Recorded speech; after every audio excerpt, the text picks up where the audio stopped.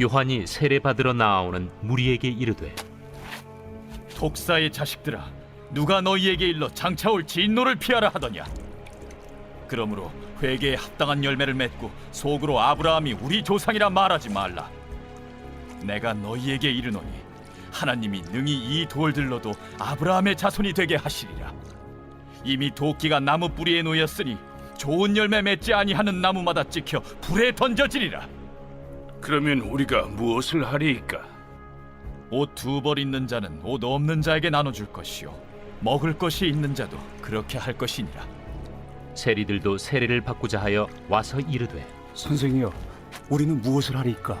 부과된 것 외에는 거두지 말라. 군인들도 물어 이르되 우리는 무엇을 하리이까? 사람에게서 강탈하지 말며 거짓으로 고발하지 말고 받는 급료를 족한 줄로 알라. 백성들이 바라고 기다림으로 모든 사람들이 요한을 혹 그리스도신가 심중에 생각하니 요한이 모든 사람에게 대답하여 이르되 나는 물로 너희에게 세례를 베풀거니와 나보다 능력이 많으신 이가 오시나니 나는 그의 신발끈을 풀기도 감당하지 못하겠노라. 그는 성령과 불로 너희에게 세례를 베푸실 것이요 손에 키를 들고 자기의 타작마당을 정하게 하사 알곡은 모아 곶간에 들이고 쭉정이는 꺼지지 않는 불에 태우시리라. 또 그 밖에 여러 가지로 권하여 백성에게 좋은 소식을 전하였으나 분봉왕 헤롯은 그의 동생의 아내 헤로디아의 일과 또 자기가 행한 모든 악한 일로 말미암아 요한에게 책망을 받고 그 위에 한 가지 악을 더하여 요한을 옥에 가두니라.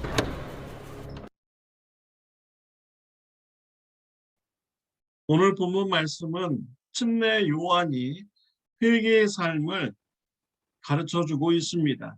또한 침례 요한이 예수님을 증언하고 있습니다. 침례 요한이 요단강에서 회개의 침례를 베풀자 많은 사람들이 나왔습니다. 침례 요한은 사람들을 향하여서 독사의 자식들아 라고 하였습니다. 뱀은 에덴 동산에서 아담과 하와를 죄짓게 하는데 쓰임받던 이런 동물이죠. 그래서 뱀은 사탄의 상징이라고도 할 수 있습니다. 독사의 자식들아 라고 이렇게 말하는 것은 사탄의 자식들아 라고 부른 것과 똑같은 것입니다. 이스라엘 백성들을 향하여서 사탄의 자식들이라고 부른 것입니다. 맞습니다. 예수님을 영접하지 않은 자는 모두가 다 사탄의 자식들입니다. 예수님을 영접하고 구원받은 자만이 하나님의 자녀가 될 수가 있는 것이지요. 침례 요한은 회개하러 나온 이런 사람들을 향하여서 회개에 합당한 열매를 맺으라고 가르쳤습니다. 회개를 하였다면 회개의 열매가 맺어야 됩니다. 진정한 회개는 마음의 결단으로만 있는 것이 아닙니다.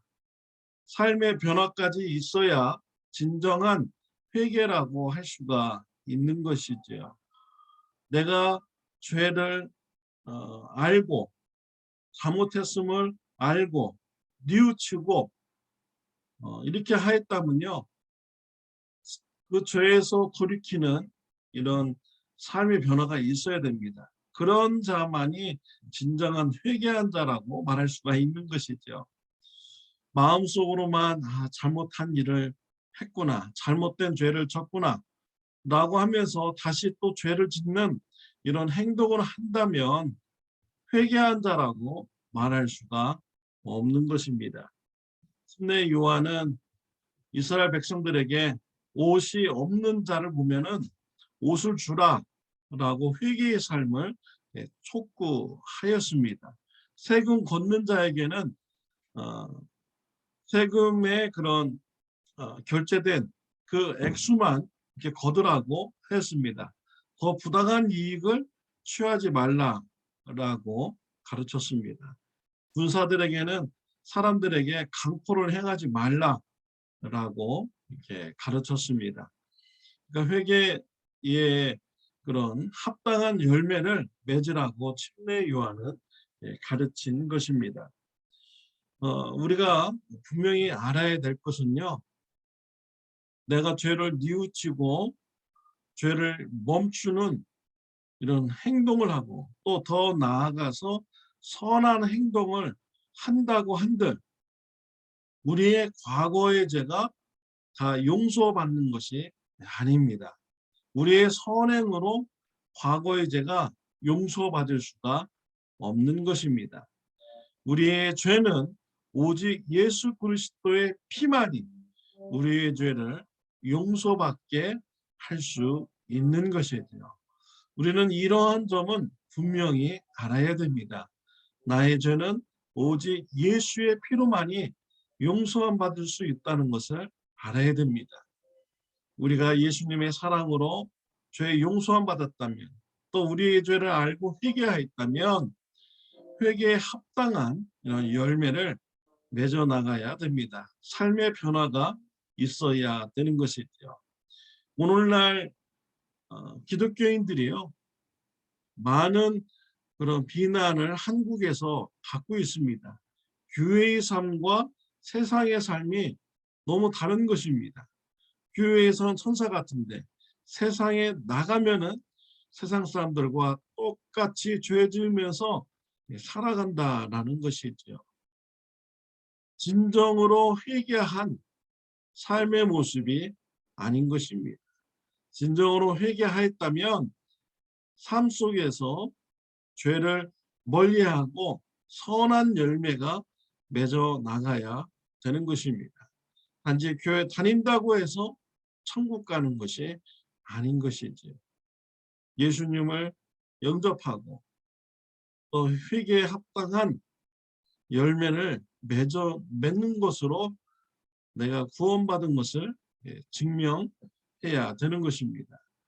우리가 정말 예수님의 보혈의 피로 우리가 믿고 구원받았다면 우리의 삶에 그런 선한 열매가 나타나야 되는 것입니다.